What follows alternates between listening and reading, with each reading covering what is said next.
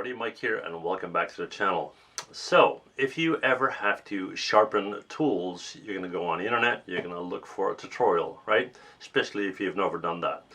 Now the thing is, there are tons of products out there to do it. There are whetting stones, there are all sorts of grinders, bench grinders and whatnot, and they show you how to do it, but they don't really talk a lot about why you would use one method for one tool and another method for another.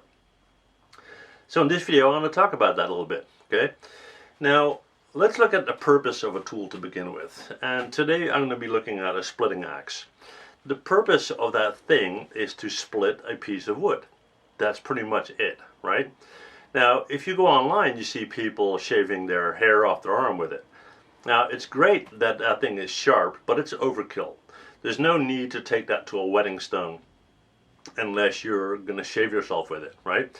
Now, if you, on the other hand, have, let's say, a $600 kitchen knife and you're going to be, slicing Kobe beef with it or whatever, very different story, right?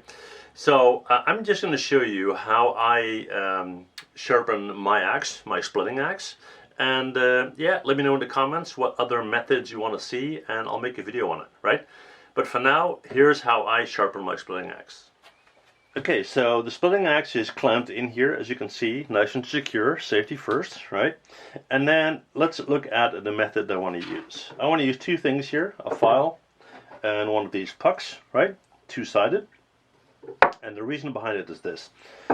Like I said, this is for splitting logs, right? Splitting pieces of wood. Now, the first thing that I would do is I would check to see if there's any real damage to it. Are there chips? Are there burrs? Anything like that, right? And if that were really drastic and I had to redo the entire bevel, I might take it to a bench grinder, right? It's not the case, so I'm not going to do that because what's the point? Now, there's always going to be micro damages and tiny burrs. Now, for that, I simply take a file. And the file is supposed to be used in one direction. A lot of people are, I don't know, they're using it as kind of a saw or whatever, and they're moving it up and down like this. That's not what you should do. You follow the curve of the blade and you do that in one direction, right? So I'll just do it this way so you can see it better. So you follow the curve, and you take a pass like that, okay? And as you do so, you have a certain angle to the blade. Normally, I would say about 15 to 20 degrees. Now, knives usually have a micro bevel. For a splitting axe, not that important, right? So if you maintain something like 15 to 20 degrees,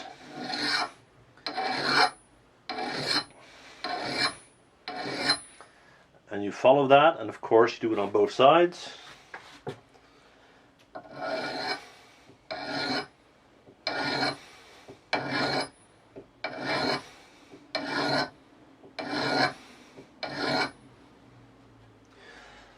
You'll find that it's fairly easy. It's not taking a long time. It should be a matter of minutes. Okay? Right, like I said, this is already fairly sharp, right? So we're going to leave it at that. Now, let's say I want to take it up a notch, and this would normally already be fine, right? I would take this puck right here. Now, there's two colors on it. There's a soft side, a smooth side, and this one is a bit more coarse, right? And that is something that you would rotate. It has fairly minimal impact on it. It's more for micro adjustments, if you will.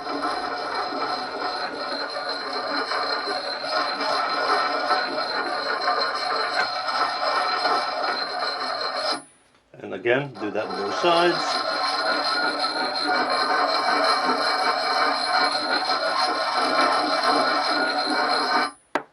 That should be it. Now what I always do is I put a little coat of oil on it. Not that I leave my tools outside in the rain or anything like that, but just a little coat of oil to make sure that it's not going to be rusting, right? And then I put some mink oil on the wood to protect the wood. But just to show you that this thing is plenty sharp, I got a piece of old t-shirt here. Let's see. And again, this is not what it's for, but people seem to do this on videos, so why not, right? So yeah, it's a very different process for this than I would use for a knife, but that's it. That's how I do it. Okay, thank you guys for watching. See you guys in the next one. Bye.